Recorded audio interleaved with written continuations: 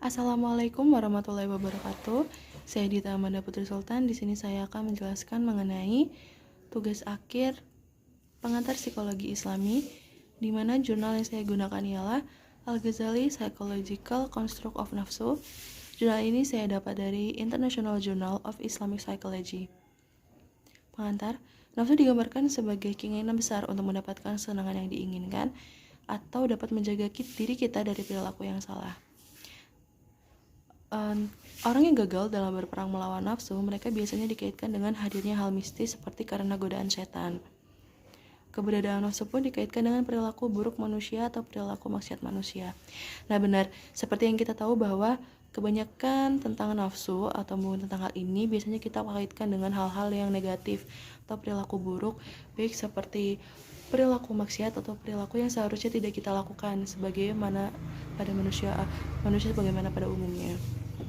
Dan yang selanjutnya, penelitian ini menggunakan penelitian kualitatif. Penelitian ini menggunakan mode Foucauldian, di mana metode Foucauldian, di mana metode ini dikembangkan oleh Michel Foucault. Studi ini mengambil karya dari salah satu imam besar yang kita kenal, yaitu Imam Al-Ghazali. Dari karyanya yang paling banyak kita tahu dan paling dihormati oleh semua orang yaitu Ihya Ulumuddin, khususnya dalam bab The Miracle of Heart atau Ajaibul Qulub yang telah diterjemahkan ke dalam bahasa Indonesia. Selanjutnya, saya akan memberikan penjelasan sedikit mengenai nafsu. Al-Ghazali mendefinisikan nafsu sebagai salah satu substansi halus, non-materi, dan bersifat spiritual, di mana hal ini telah menyatu dengan tubuh kita.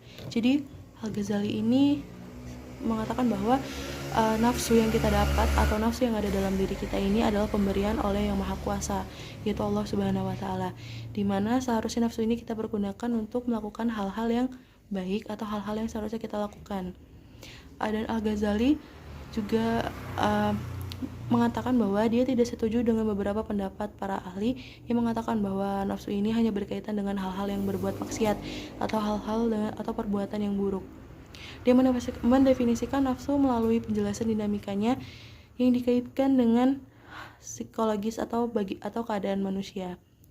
Al-Ghazali menegaskan bahwa nafsu adalah keadaan psikis yang labil dan tidak menentu. Al-Ghazali juga berkata bahwa keadaan ini akan terus berpengaruh atau terus berjalan seiring usia kita berjalan. Seiring waktu berjalan, maka ini juga akan terus berubah dan tidak akan menentu, tidak akan berhenti pada satu titik saja. Al-Ghazali pun mengaitkan hal ini dengan 3 hal. Yang pertama adanya spirit atau ruh, yang kedua akal atau akli, dan yang ketiga yaitu hati atau kolbu. Selanjutnya, komponen nafsu. Komponen nafsu, di sini ada 3 komponen nafsu dari jurnal yang saya dapat. Yang pertama ada desire atau syahwat, ya. Seperti kita tahu bahwa syahwat ini sudah terkenal, ya, masa kita sudah banyak yang mendengar. Dari Al-Ghazali sendiri, syahwat itu adalah salah satu komponen penting atau hal yang paling penting dalam keseimbangan keadaan hidup manusia. Nah, mengapa dikatakan demikian? Karena syahwat inilah yang akan mengatur bagaimana kita hidup. Misalkan syahwat ini kita kenal dengan sebuah keinginan. Nah, keinginan yang memang harus dan akan kita penuhi. Contohnya seperti keinginan akan kebutuhan fisiologis atau psikis, dan bahkan kebutuhan yang lain seperti kebutuhan seksual dan yang lainnya. Nah, di sini juga Ghazali menekankan bahwa manusia seharusnya itu dapat mengendalikan syahwat untuk mengendalikan nafsu. Nah, bagaimana sih cara untuk mengendalikannya? Yaitu mengenali diri kita dulu, bagaimana cara kita untuk mengendalikan nafsu tersebut. Yang kedua, ada the anger atau amarah. Nah, seperti kita tahu, amarah ini biasanya dikaitkan dengan hal-hal yang negatif, ya. Padahal sebenarnya Al-Ghazali mengatakan bahwa amarah ini ada 2, yaitu amarah yang baik dan juga amarah yang buruk. Nah, amarah yang baik itu gimana sih? Nah, amarah yang baik ini adalah salah satu bentuk amarah yang akan berdampak baik juga pada kita. Misalkan ketika kita marah, kita marah karena kita mengingatkan seseorang untuk sholat, mengingatkan seseorang untuk terus mengingat Allah. Itu adalah amarah yang baik, dan itu juga akan berdampak pada kita sendiri. Dan yang kedua, itu amarah yang buruk. Nah, amarah yang buruk ini contohnya ketika kita tidak mendapatkan sesuatu yang kita inginkan, nah kita juga harus bisa mengontrol amarah ini agar tidak menjadi sebuah amarah yang buruk. Kita malah menyalahkan orang lain dan bahkan sampai membenci diri kita sendiri, ataupun sampai menyalahkan hal-hal yang seharusnya tidak bisa disalahkan. Dan juga amarah ini termasuk ke dalam salah satu komponen yang penting dalam menyeimbangkan keadaan hidup manusia atau keadaan diri kita. Yang ketiga ada intelek atau akal. Seperti kita tahu bahwa akal ini memang sangat-sangat penting. Mengapa dikatakan penting? Karena akal ini adalah kunci atau yang memegang kunci di antara kedua hal di atas yang sudah saya jelaskan tadi. Nah, jika akal ini bekerja dengan baik, akal yang kita miliki pun baik, maka apa yang kita dapatkan juga akan baik pada diri kita sendiri.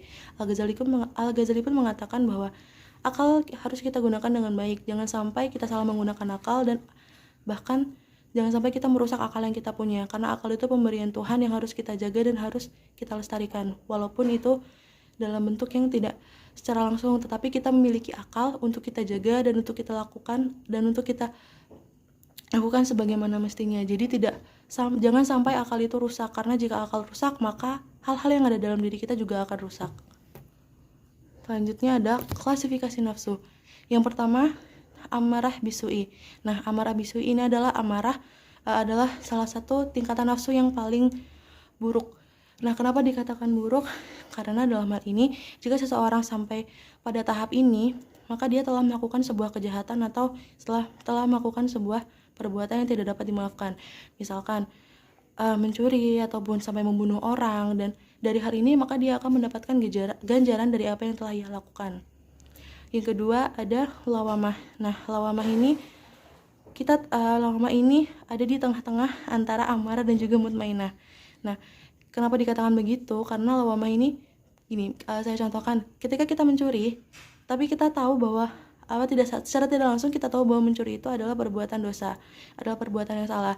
Dan di saat kita tahu, kita akan langsung merasa bersalah ketika kita merasa mencuri. Seperti itu.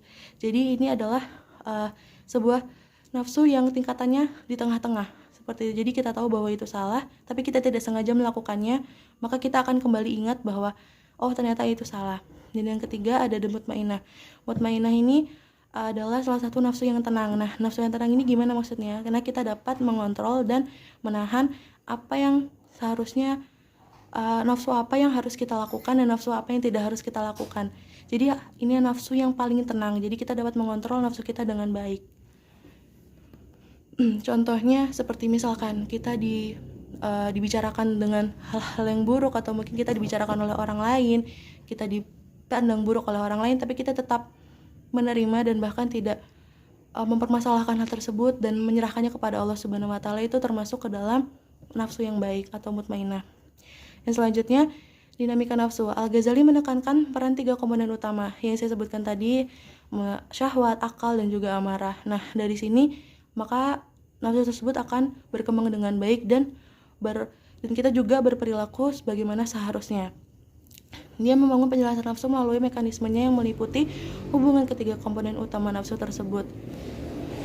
Hal ini dijelaskan mengenai asal-usul nafsu itu tadi, atau fitrah kita sebagai manusia yang mendapatkan nafsu. Kita harus menggunakan nafsu itu dengan baik, karena nafsu adalah pemberian dari Tuhan.